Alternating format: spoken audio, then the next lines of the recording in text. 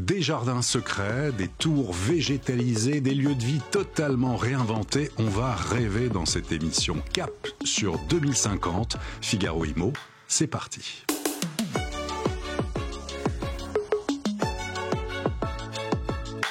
Deux invités dans cette émission pour parler ville de demain, pour se projeter sur 2050, pour rêver aussi. Deux invités qu'on est très heureux de recevoir sur le plateau. Vincent Calbeau, bonjour. Bonjour Olivier.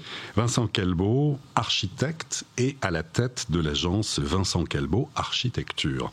Arnaud Pagès, bonjour. Bonjour. Journaliste, auteur et conférencier, tous les deux présents pour parler de ce livre, Ville 2050. Toutes les questions environnementales, les questions pour ceux qui se projettent aussi, qui s'intéressent aux villes du futur, toutes les générations, des bâtiments, des cités, expliquées de façon très pratique que l'on va voir. On ne va pas rentrer dans le détail, mais on va voir notamment des exemples, et c'est un livre qui est absolument remarquable. Question d'introduction peut-être à tous les deux pour bien comprendre en fait ce qui vous réunit. Quel a été le lien ? Qu'est-ce qui vous a réuni pour ce livre Ville 2050 ? Arnaud. Alors, moi, donc, je suis journaliste, je travaille sur les questions urbaines depuis déjà plusieurs années et je connaissais le travail de Vincent. Voilà, et donc j'avais sorti un précédent livre dans lequel je l'avais interviewé et on s'est dit un peu d'un commun accord que ce serait intéressant de faire un ouvrage ensemble qui reprendrait ses travaux pour montrer un petit peu les nouvelles évolutions de l'architecture dans une logique écologique, et sociale et humaine, en fait, quoi. Donc ça s'est passé comme ça, en fait, réellement. Vincent. Et donc moi j'ai toujours à cœur d'accélérer l'innovation, de secouer la trousse à outils de l'architecture et de l'urbanisme. Et donc je trouvais très intéressant de sortir du jargon architectural et de travailler avec Arnaud pour expliquer de façon la plus pédagogique qui soit toutes les solutions qui existent aujourd'hui pour accélérer cette fameuse transition écologique.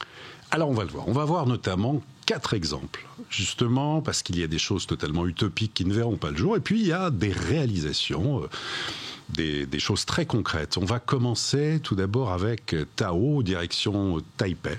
Vincent. Donc effectivement, j'ai eu la chance à 32 ans, en 2010, de remporter un concours international face à Zaha Hadid et Norman Foster, des grands prix Nobel d'architecture, pour construire une tour de 50 000 mètres carrés, une tour résidentielle, qui est une tour antisismique, construite sur la plus grande faille sismique au monde, au lendemain du tremblement de terre de Fukushima. Et cette tour, en fait, elle a reçu la plus haute certification environnementale mondiale, qui est la certification LEED Platinum, attribuée par l'US Green Building. Et donc, cette tour, en fait, elle vient limiter au maximum la quantité d'énergie dont on a besoin, en assurant une hyper-isolation thermique au bâti. Elle intègre des énergies renouvelables, comme par exemple des grandes pergolas solaires, photovoltaïques et thermiques, qui produisent l'électricité et l'eau chaude sanitaire pour l'autoconsommation du bâtiment. Et elle est recouverte de plus de 23 000 plantes, arbustes et arbres qui viennent créer une véritable forêt verticale, absorbant jusqu'à 135 tonnes de CO2 par an dans l'atmosphère. Et esthétiquement, c'est très spectaculaire. Les enjeux, Arnaud. Alors, quand je parlais de nouvelle architecture, on est complètement dedans. C'est-à-dire qu'en fait, aujourd'hui, les villes, elles ont 2 enjeux prioritaires qui sont déjà de décarboner, parce qu'elles sont extrêmement émissives en CO2. Donc, c'est ce que la végétalisation va permettre de faire, mais également d'être adaptée à l'augmentation des températures qui produit toute une série de conséquences tout à fait néfastes. Mais c'est également ce que permet la végétalisation. Et puis, au-delà de ça, il y a cette idée d'avoir une architecture intelligente qui tire parti de l'environnement, qui est parfaitement adaptée au terrain, à son environnement direct, et qui est de ce fait extrêmement résiliente. Voilà. Donc, est-ce qu'elle a été, Vincent, fidèle à votre vision initiale ? Alors, je vous invite à découvrir, notamment sur Internet, les premiers croquis qu'on avait fait de cette tour.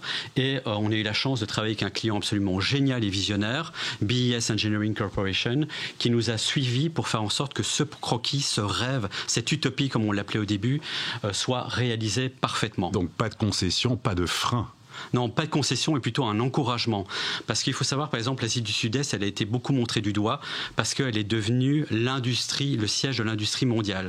Et aujourd'hui, eh bien, les habitants, notamment de Taïwan, veulent devenir exemplaires et prouver au monde entier qu'on peut aujourd'hui assurer la transition écologique à travers des bâtiments exemplaires et ensuite faire en sorte que ces bâtiments deviennent démocratisables et accessibles pour le plus grand nombre. Deuxième exemple, alors toujours à l'international, et là, direction Dubaï avec The Green Arch. peut-être les enjeux, Arnaud? Oui, alors dans ces nouveaux bâtiments dont on parle, l'idée c'est d'hybrider en fait toutes les solutions innovantes qu'on a aujourd'hui à notre disposition, la fameuse nouvelle trousse à outils de l'architecture. Ouais. Donc on va mettre en effet des énergies renouvelables, de l'économie circulaire, des biomatériaux, du bioclimatisme. Et ce bâtiment a une particularité, c'est qu'il peut être démonté pour être remonté ailleurs. Donc ça veut dire que c'est du coup une architecture particulièrement durable parce qu'elle répond à un usage à un moment donné précis, mais elle peut ensuite répondre à un autre usage à un autre moment en fait. Donc c'est une façon d'accélérer la durabilité en fait du bâtiment. Très bien. Alors on poursuit ce tour du monde et on va s'arrêter sur 2 projets en France. Tout d'abord à Aix-les-Bains, c'est Métamorphose, les anciens termes nationaux qui sont en construction, en chantier actuellement. Vincent. Donc effectivement, nous, ce qui est très important, c'est de dessiner des architectures bioclimatiques, c'est-à-dire des architectures qui soient dessinées en fonction de la course du soleil et de l'axe des vents dominants. Ici, on a eu la chance de remporter en 2018, en association avec Bouygues Immobilier, la Métamorphose des anciens termes, qui est un magnifique bâtiment construit depuis l'époque néoclassique vers l'art nouveau et l'art déco. Et inscrit monument historique. Inscrit monument historique depuis 2 siècles, avec des vestiges romains qui datent de 200 ans avant Jésus-Christ, sous la toiture du bâtiment qu'on a transformé en nouvelle place publique, offrant ainsi un belvédère accessible à tous, avec des vues époustouflantes vers le grand paysage savoyard. Et on propose la construction de 2 forêts verticales en béton bas carbone, utilisant des isolants biosourcés et qui sont entourés de plus de 3,5 km de jardinières, venant rapatrier le paysage alpin qu'on peut trouver sur Lubac et sur l'adret du Mont Revard, directement en centre-ville. Et finalement, c'est un projet qui lutte avec force contre l'étalement urbain à l'horizontale et contre l'artificialisation des sols en venant viser la sobriété foncière. 220 logements, je crois, en chantier pour une livraison prévue en 2028. Arnaud, complément d'information? Oui. En fait, concrètement, un des grands enjeux, c'est bien sûr la transformation de l'existant, puisque l'essentiel de nos villes, l'essentiel de la ville de demain est déjà là, avec des bâtiments qui peuvent dater du XXe siècle, mais du XIXe, voire même plus ancien, XVIIIe. Donc, il faut trouver les modalités qui vont permettre, en fait, de transformer cet existant, ce déjà là, pour le rendre également sobre et résilient. Donc, il y a une dimension patrimoniale qui est évidemment à adresser, qui est très importante, et ça fait partie des grands chantiers, en fait, de ce siècle, des grands chantiers pour les architectes et les bâtisseurs. Et avec ici donc des logements, des services publics, un centre du patrimoine, un musée, une galerie commerciale, des bureaux, un lieu de vie totalement innovant qui verra le jour donc d'ici 3-4 ans. Voilà, un lieu de vie innovant qui est en plein chantier et je tiens à saluer en tout cas toute la collaboration qui a été faite avec le bureau Archipat, architecte du patrimoine, et avec la DRAC, la Direction régionale des affaires culturelles. On peut montrer aujourd'hui qu'on peut créer une solidarité énergétique entre le patrimoine d'hier et le patrimoine de demain. On va voir un jardin secret, direction Montpellier, avec justement voilà, un projet qui est en chantier aussi. On est au cœur de la cité créative de Montpellier. Vincent. Donc ici, il s'agit également de réhabiliter le déjà là. On est sur les anciennes casernes militaires de Montpellier, où avec l'architecte en chef de West 8, qui vient de Rotterdam, on a travaillé sur des bâtiments très tramés, mais en même temps qui essayent de réinventer l'art nouveau. Moi, je suis originaire de Bruxelles, j'ai toujours été inspiré par l'architecture de Victor Horta, de Paul Ancar ou d'Antonio Gaudí à Barcelone, et j'ai voulu faire en sorte de prouver qu'aujourd'hui, on pouvait construire des logements abordables pour les primo-accédants en intégrant les énergies renouvelables, en intégrant le bioclimatisme, la ventilation naturelle. Et par exemple, ici, on propose de venir recycler les eaux grises qui proviennent de la douche qu'on prend tous les matins pour venir irriguer au goutte à goutte le cœur d'îlot qui est en pleine terre pour laisser les eaux pluviales accéder aux nappes phréatiques et pour venir arroser les toitures végétales et l'ensemble des balcons végétalisés qui viennent entourer les loggias. Et donc, ce mieux vivre, cette vision écologique, elle n'est plus du tout punitive, elle est désirable et aujourd'hui accessible au prix du marché, malgré les crises sanitaires, malgré l'inflation, au plus grand nombre. Arnaud, complément. Alors, je ne sais plus qui a dit le beau est un projet politique, mais en fait, on est là-dedans. C'est-à-dire que l'idée, c'est d'avoir une architecture qui est en effet désirable, qui est belle, qui est esthétique, qui reprend les grands standards des grands architectes internationaux qui ont fait l'histoire de l'architecture, mais qui en même temps intègre la végétalisation, qui est résiliente, qui est sobre et qui est solidaire. Donc, l'idée, c'est de mixer tout ça. Et là, avec ce projet, on est vraiment de plein pied dans la ville de demain, parce qu'il y a tous ces éléments qui sont réunis et qui donnent vraiment donc une nouvelle modalité urbaine vraiment inédite, quoi. Très bien. Alors, voilà, on a vu 4 exemples. Maintenant, si on prend un peu de hauteur, justement, comme Ville 2050, il faut à la fois garder une âme d'enfant, peut-être pour se projeter, mais aussi être extrêmement lucide sur ce que l'on peut faire et ne pas faire. Avec votre expérience à tous les deux, et bien sûr vous, Vincent, qui travaillez à la fois à l'international, mais aussi en France, quelles sont les différences en matière d'exemplarité ou de demande par rapport aux normes environnementales? Quelles sont les différences pour construire? Donc aujourd'hui dans le monde, avec les Green New Deal européens, américains ou même asiatiques, on va dire que tout le monde s'est fixé comme objectif de devenir neutre en carbone d'ici 2050. Ça veut dire que d'ici 2050, on ne va plus émettre plus de gaz à effet de serre que la nature, à l'état originel, n'est capable d'en digérer, grâce notamment aux océans ou aux forêts primaires. Pour arriver à cela, il nous reste plus que 25 ans finalement pour accélérer l'innovation. Et donc, nous, on adore travailler avec les normes, on adore travailler avec les contraintes. Parce que plus on a de contraintes et plus on a de normes, plus on arrive finalement avec les municipalités, avec les développeurs privés à construire, à dessiner des projets exemplaires, c'est-à-dire des projets bas carbone, des projets qui viennent revitaliser l'économie locale en travaillant avec les artisans, avec les matériaux qui proviennent des différents contextes là où on travaille, et finalement en créant des architectures qui viennent réapprivoiser la nature. Pas simplement une nature cosmétique, mais aussi une nature alimentaire sous forme d'agriculture urbaine qui vient s'intégrer dans l'ensemble de nos projets. Et donc, nous, notre but, c'est toujours d'associer le meilleur du low-tech, c'est-à-dire les technologies passives, pour finalement consommer à minima, baisser l'empreinte carbone, et les associer avec le high-tech, notamment avec les énergies renouvelables et l'IA, pour faire en sorte d'avoir des bâtiments qui soient parfaitement sculptés en fonction des données climatiques, géologiques et naturelles des lieux où on travaille. Et donc cette trousse à outils, eh bien, on veut vraiment la bousculer et dire que c'est en associant finalement les pires ennemis, le low-tech et le high-tech, qu'on va véritablement arriver à démocratiser l'architecture écologique. Beaucoup sont convaincus, disent que c'est le sens de l'histoire, mais il y a aussi, quand on entend la baisse des permis de construire, c'est pas évident. Arnaud, votre sentiment? Alors oui, il y a une crise, en effet, ça on le sait, parce qu'il y a un contexte macroéconomique qui est difficile, mais je pense que l'heure du choix est depuis très longtemps derrière nous.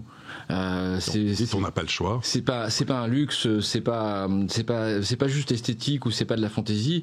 Il y a une nécessité de transformation qui est absolue, qui doit être rapide et radicale, et avec même une vitesse qui n'a jamais été observée jusqu'à présent dans l'histoire. Voilà, c'est un enjeu vraiment civilisationnel pour que on puisse en gros continuer à habiter sur Terre de façon correcte et vivable. Donc à tous ceux qui voient des freins, il faut maintenant les transformer en opportunités, et il faut avancer, passer la seconde. C'est très important. C'est l'enjeu du siècle. Cette transformation, on va dire écologique globale, dans laquelle s'inscrit la transformation urbaine, c'est l'enjeu de notre 21e siècle. Produire des logements à la fois écologiquement responsables, socialement inclusifs, économiquement abordables. C'est votre credo, Vincent? C'est vraiment l'enjeu de notre métier d'urbaniste et d'architecte. Donc, de toute façon, on vivra toujours à travers des crises. Et donc, on aura toujours la bonne excuse de dire on n'a pas réussi à le faire. Mais pour moi, la crise, elle est source d'inspiration pour innover. Par exemple, à Lausanne, on va bientôt construire le projet qui s'appelle l'Esser. Et c'est un projet de réparation de la banlieue. Parce que la banlieue, finalement, c'est un territoire qui a toujours été abandonné entre les centres-villes et les maisons individuelles, 4 façades avec jardin privatif à la campagne. Et cette banlieue, on vient la réparer en mettant en œuvre le concept de la ville du quart d'heure, en venant faire en sorte que, à moins de 15 minutes à pied ou à vélo de chez soi, on ait accès à des lieux de coworking, à des lieux de loisirs, à des fermes urbaines, pour finalement mieux vivre ensemble. Et ce type de bâtiment, aujourd'hui, on vit une accélération de la construction hors site, notamment avec la construction modulaire en bois, et on utilise des bois locaux, et on s'inspire par exemple aussi des cultures étrangères, comme le Shusukiban, qui présente des façades en bois torréfié, qui sont très résistantes aux attaques de champignons ou aux attaques d'insectes sous des climats tempérés comme le nôtre. Et donc finalement, eh bien voilà, si on n'avait pas eu des crises sanitaires et économiques, on n'aurait pas inventé des nouveaux modes constructifs qui permettent finalement de standardiser l'écologie. Et donc pour moi, la crise est opportunité, et on vivra toujours à travers des crises. Les nouveaux usages, les nouvelles façons de vivre et d'habiter, Arnaud, il y a une émergence aussi, il y a une envie, il y a un mouvement qui est lancé? Oui, bien sûr, parce que en plus de la crise écologique dans laquelle nous baignons actuellement, il y a aussi une transformation de la société, il y a aussi des nouveaux besoins, et donc évidemment l'architecture et la ville doivent s'adapter à ces nouveaux besoins. C'est ce qui fait aussi qu'on trouve de nouvelles modalités, de nouvelles façons d'habiter. Il y a la restructuration de la famille notamment. Voilà, donc il faut aussi répondre à tout ça, et il faut être dans l'inclusivité pour que cette nouvelle façon de construire, elle profite absolument à tout le monde, qu'elle soit pas exclusive et réservée à certains. Voilà, le réchauffement climatique va concerner absolument tout le monde, même ceux qui pensent qu'ils ne vont pas être touchés. Donc il faut être dans l'inclusivité et la solidarité. Voilà. Sur les nouveaux modes constructifs, les nouveaux matériaux, quels sont-ils, Vincent? Donc par exemple sur les nouveaux modes spatiaux, ce qu'on essaie de faire aujourd'hui, notamment quand on dessine du logement et du bureau, c'est de ne plus avoir de murs, de ne plus avoir de gaines, de ne plus avoir de poteaux au milieu des plateaux, pour faire par exemple des logements sous forme de poupées russes, c'est-à-dire des logements intergénérationnels où toute la technique passe à l'horizontale dans des doubles planchers pour faire en sorte d'avoir des salles de bain et des cuisines à roulettes qu'on vient plugger où l'on veut en fonction de l'évolution de la cellule familiale. Il faut par exemple voir des projets qu'on développe en Asie du Sud-Est qui sont présentés dans le livre, comme le projet de Rainbow Tree, l'arbre arc-en-ciel, qui présente un habitat intergénérationnel où chaque membre de la famille peut trouver son intimité, mais aussi des espaces de partage pour mieux vivre ensemble. Il en est de même pour les espaces de bureaux que l'on crée aujourd'hui. On essaie de trouver des trames réversibles, car plus un bâtiment est réversible, plus il va traverser par définition les décennies, et plus il sera mutable, moins il va consommer d'énergie grise, c'est-à-dire d'énergie qu'on a besoin pour produire les matériaux de construction et construire ces bâtiments. Le bois aussi qui se développe énormément, y a-t-il d'autres éléments, justement, de matériaux peut-être? Le bois, c'est un enjeu fondamental. Je vais juste m'attarder 2 secondes dessus, parce que le bois, il a un super pouvoir, il peut séquestrer le carbone. Voilà. Et en plus, il y a un autre avantage, c'est une ressource renouvelable, c'est-à-dire quand on coupe un arbre, on peut en planter un. Donc quand on construit en bois dans des forêts qui sont situées à proximité pour dépenser émettre moins de CO2 possible pour amener du bois, et quand cette forêt est gérée durablement, on multiplie les bénéfices liés à ce matériau. Voilà. Ensuite, on a fait beaucoup de progrès pour tout ce qui est de l'ordre du recyclage, en fait, du béton recyclé, l'aluminium recyclé, l'acier recyclé. L'idée aussi, le grand sujet, c'est de sortir de l'économie linéaire pour passer dans l'économie circulaire. Donc, privilégier le réemploi. L'économie linéaire, elle produit les mêmes résultats partout dans le monde, elle détruit les sols et les écosystèmes, elle génère énormément de CO2 parce qu'il faut ramener les matériaux qui ont été sortis de terre jusqu'aux usines pour les transformer en produits, pour ensuite les emmener sur des milliers de kilomètres pour qu'ils soient commercialisés. Avec l'économie circulaire, on change complètement de paradigme et on rentre dans quelque chose qui est à 100% vertueux puisqu'on réutilise les ressources qui sont présentes sur le territoire. Y a-t-il dans le livre peut-être des projets qui sont à l'arrêt ou qui vont repartir? Vous attendez différentes choses, Vincent? Alors, pour faire le lien avec l'économie circulaire, j'aime beaucoup parler du livre qui s'appelle Land Art, qu'on développe dans le Luberon. En fait, c'est des maisons qui sont construites en terre crue et en paille et qui sont complètement fondues dans le paysage. C'est un projet qui avait été à l'arrêt et qui aujourd'hui va bientôt rentrer en chantier début 2025. Aussi, mon agence, en fait, au début, quand j'ai exposé mes projets à l'exposition universelle de Shanghai en 2010, on s'était fait connaître pour des projets de ferme verticale au milieu de New York, et surtout pour des projets de villes flottantes. Parce qu'il faut savoir que d'ici d'ici la fin du siècle, on sera presque 12 milliards d'habitants sur Terre et on aura plus de 1,2 milliard de réfugiés climatiques, c'est-à-dire des êtres humains qui vont devoir quitter leur terre parce que on aura subi la montée des eaux et que cette montée des eaux salées va produire une neutralité dans les terres agricoles. Et donc, nous, par anticipation, on a toujours voulu essayer de proposer une innovation forte en disant on ne va pas construire contre la nature en construisant par exemple des polders comme le Grand Palmier à Dubaï ou des digues protectrices comme on l'a fait à l'entrée de Rotterdam ou d'Amsterdam. On va construire avec la nature, on va construire des structures flottantes qui vont respecter les biotopes sous-marins et qui vont peut-être prôner une nouvelle civilisation, non plus les terriens mais les mériens qui vont habiter sur la mer. Moi j'ai travaillé avec Jacques Grougerie qui est finalement le chef de file du biomimétisme en France, qui a beaucoup travaillé sur le milieu marin. Et aujourd'hui, c'est toujours une demande récurrente qu'on a depuis les Maldives, depuis la municipalité de Kiribati, depuis la ville de Séoul, depuis le Japon. Et on travaille et on essaie toujours d'améliorer finalement les habitats flottants, parce qu'on sait que de toute façon, on va devoir en construire. Sur les habitats flottants, Arnaud, c'est ce que disait Vincent, c'est un enjeu majeur en effet, avec 2 milliards de réfugiés climatiques. Il y a le fameux trait de côte, donc le fait que l'eau monte et elle modifie, elle va engloutir en fait littéralement des portions, y compris en France, de territoire. Le bassin de la Seine, par exemple, ça peut être un très bon exemple, mais il n'y a pas que ça. Il y a par exemple ce qu'on appelle le wet bulb, qui est, alors le corps humain est super pour résister aux grosses chaleurs, super pour résister à l'humidité, pas les deux ensemble. Ce qui fait que quand il fait très chaud et très humide à la fois, en fait, le climat devient mortel pour l'homme, réellement. Et donc là, ça concerne énormément de gens dans les zones tropicales, subtropicales, etc. Donc on voit bien il faut anticiper ce problème-là. Il va y avoir des déplacements de population extrêmement importants, des gens qui ne pourront plus vivre là où ils vivent. Et ça, il faut l'anticiper. Et si on ne le fait pas maintenant, si on attend d'être au pied du mur, quand le phénomène va vraiment se produire et devenir massif, on va avoir des gros problèmes, quoi. Donc ce type d'architecture répond à le problème vers lequel on va en fait réellement. Et donc par exemple l'UNESCO à Paris ou l'Organisation des Nations Unies à New York organise annuellement des think tanks avec des ingénieurs, des architectes du monde entier pour penser finalement cette nouvelle civilisation qui va devoir vivre en tout cas presque de façon amphibie avec l'eau des océans. Et penser évidemment aux générations futures. Quels sont vos développements respectifs à tous les deux? Alors Vincent, bien sûr, il y en a beaucoup. Arnaud, sur quoi travaillez-vous en ce moment et vos projections? Écoutez, moi je continue mon travail en fait de journaliste sur les questions urbaines, notamment pour un magazine qui s'appelle l'ADN. J'ai différents livres en chantier, mais je vais pas en parler parce que c'est pas encore concrétisé. Voilà, donc c'est mon activité quotidienne. Très bien. Alors Vincent, là, les grands projets, est-ce qu'on peut en dévoiler aussi? Peut-être des choses qui ne sont pas sorties et qui ne sont pas dans le livre Ville 2050. Donc actuellement, on travaille beaucoup dans les pays du Moyen-Orient, pour justement dans ces climats où il fait très chaud et ils connaissent déjà des étés à 55 degrés, on travaille pour voir comment l'architecture bioclimatique peut faire en sorte de limiter la ventilation climatique, la ventilation artificielle, pardon, et construire finalement toujours mieux avec moins. Aussi, nous, ce qui nous intéresse beaucoup par rapport à un projet qu'on a développé à Mossoul, c'est le fait de reconstruire les villes en guerre à partir des débris, en utilisant les gravats comme nouvelle ressource pour imprimer en 3D des bâtiments. L'impression 3D, on l'a déjà beaucoup utilisé dans le projet de Dubaï qui s'appelle du Green Arch qu'on a présenté en début d'émission.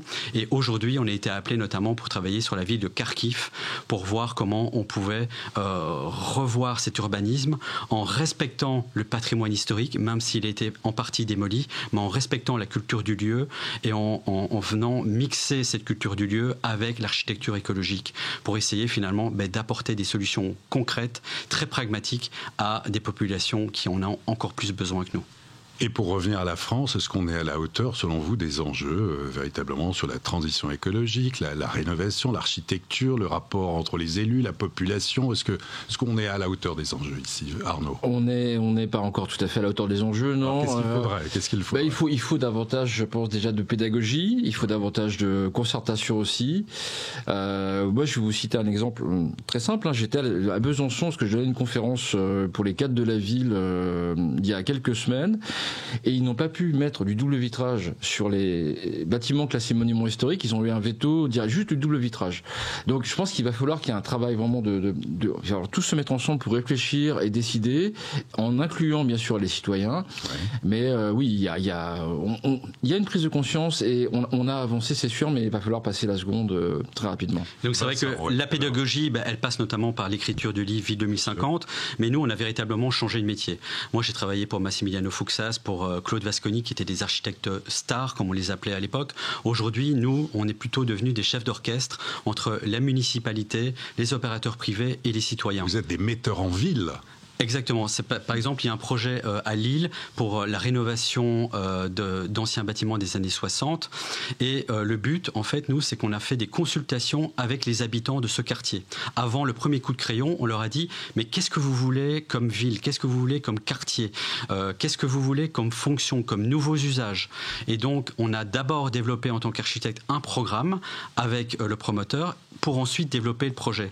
Et nous, en amont les habitants. Voilà, finalement, on a vraiment maintenant un métier de démocratie participative. Pareil pour le projet d'Aix-les-Bains, c'est un projet que j'ai dû présenter plusieurs fois au Palais des Congrès devant tous les habitants. Et ce sont les habitants, et non pas le maire ou le milieu politique, qui a choisi le projet le plus vertueux pour la ville. Et donc, moi, je trouve ça assez magique. Et ça montre aux habitants que finalement, l'écologie est entre leurs mains et qu'elle est vraiment accessible. Dans quel état d'esprit seront les habitants de ces villes 2050 ? Je pense qu'ils pourront être fiers de se dire que malgré le fait de vivre dans un monde qui est déchiré par les guerres, qui est polarisé par des politiques de plus en plus extrémistes, qui est secoué par des crises sanitaires et économiques, qu'ils ont réussi, notamment en Europe, à devenir des leaders de la transition écologique et sociétale. Oui, ils pourront dire merci à ceux qui les ont précédés, qui ont transformé les villes pour les rendre végétalisées, résilientes et plus humaines. Voilà, parce que ils vivront dans ce cas-là dans des villes, en effet, qui sont adaptées au réchauffement climatique et qui peuvent encaisser le choc, quoi. Eh bien, merci, un grand merci à tous les deux. Merci beaucoup. Pour vos éclairages et donc pour ce livre Ville 2050 aux éditions Erol, on le signale quand même. Vincent Calbeau, merci beaucoup. Merci Olivier. Arnaud Pagès, merci infiniment. Merci Olivier. Et à très bientôt pour une prochaine émission de Figaro Immo.